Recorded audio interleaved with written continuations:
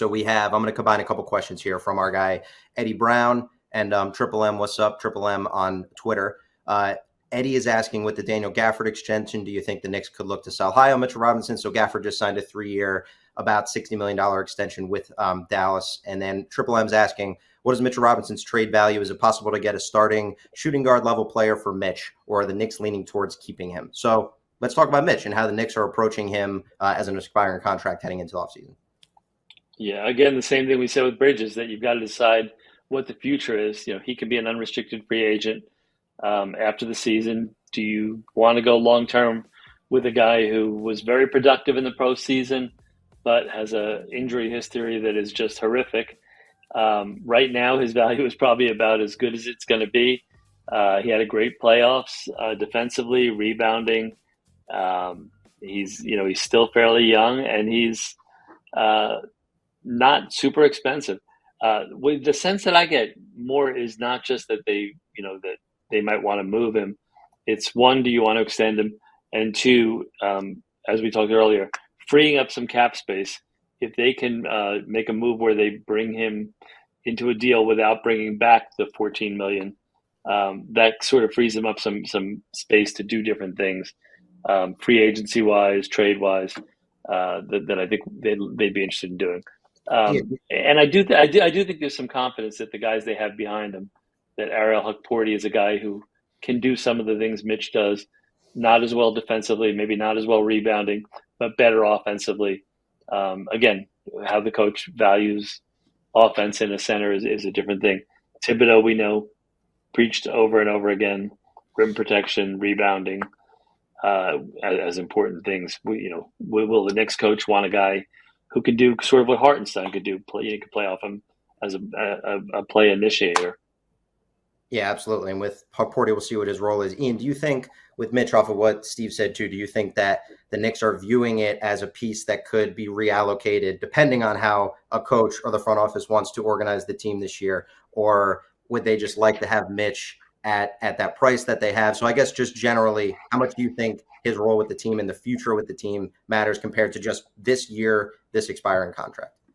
Well, the interesting thing that I had heard, at least not on the Knicks side, but more so on the player side, was that their expectation was they were going to be here, and this was kind of what their read on the situation was. Now, this was maybe a week ago, so things are fluid. But I did find that interesting when I was checking in just around the league. The thought around Robinson was that, hey, we're here, we're not going anywhere. So that to me, tells you a little bit about maybe what the Knicks are thinking.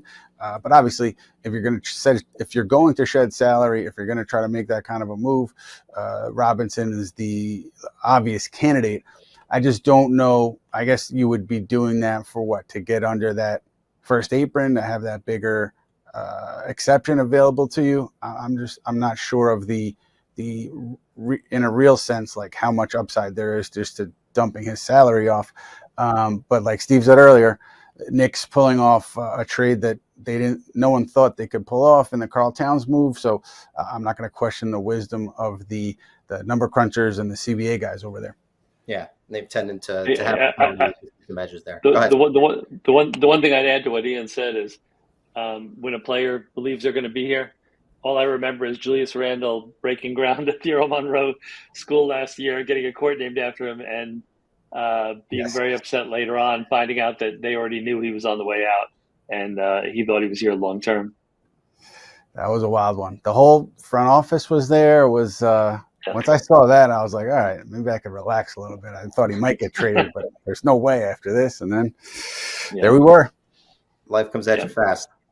All right, Steve, back to you, because it's something we've talked about here, and I'm curious how you feel. I'm going to use a question from someone here to kind of tee this up. So Jason Kopp 16, how likely are free agents like Luke Kennard, Malcolm Brogdon, who we've talked about on the show, Spencer Dinwiddie, et cetera, when the team can't offer big money to role players? So I'm curious for you, we've talked about the lack of a coach and how that might impact the type of players they end up signing. So I'm curious if you think that will have an impact on a real level, or if you think the front office will kind of want to build the team in their image and the type of player that they might look to target.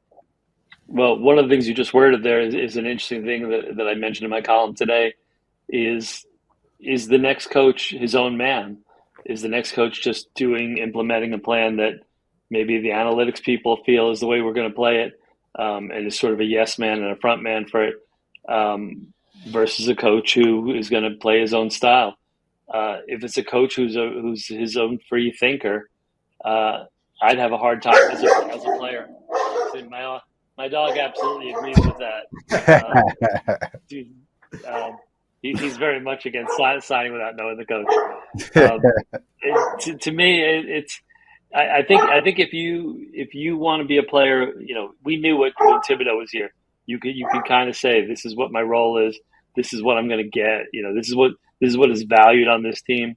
I just think we just don't know now. And to me, the scary part is if a player signs and without knowing the coach, that probably is a bad indication that coach is going to be a guy who's going to be able to think on his own and implement his own plans, which seems to never work out. And poor Jeff Hornacek, R.I.P. his time here in New York when he had to try and do the triangle unwillingly. Those are fun times. I forgot about that. And with Thibodeau, it was always, I don't want to say always, but, a large percentage of the time when they're making a move, it was his Tom playing this guy, his Tom in favor. He had a big voice in terms of a lot of the things they did and did not do.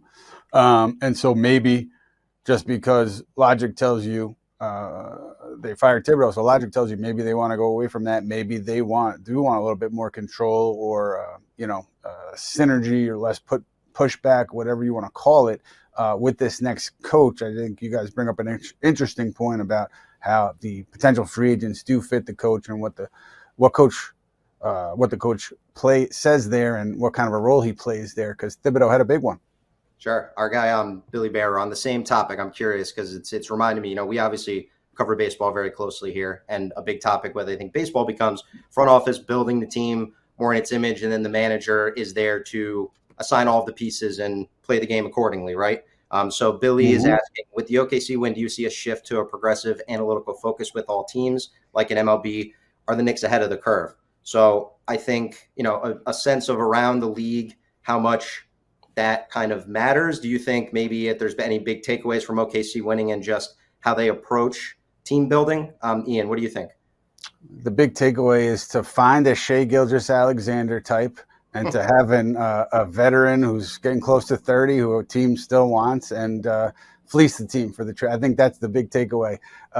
No disrespect at all to the analytics guys. I do think the Knicks, they have a robust analytics group, and I think if you look at kind of shot profiles year over year and for individual players, and what Thibodeau would talk about in press conferences, I do think that they have influence. They're using the analytics and they're not ignoring it in any way. I think the numbers guys, men and women, and the message that they have with their numbers or how they're interpreting the numbers, I think you do see that on the floor with this team, maybe not in a way that's as publicized as a baseball, with the A's way back when, but I do think it is a factor in what they do. And I'll add to that, having covered baseball, I love the movie Moneyball, but they left out a lot of important things in that movie. A lot of the great analytical moves didn't actually win them. What they did there, they also had 3 of the best pitchers in the game, the MVP in the steroid era. There's a lot beyond finding somebody who walks a lot. Steve, why let the facts get in the way of a good story, man? Come on. The movie didn't, so we shouldn't, right? It was a great book and a great movie. I love it.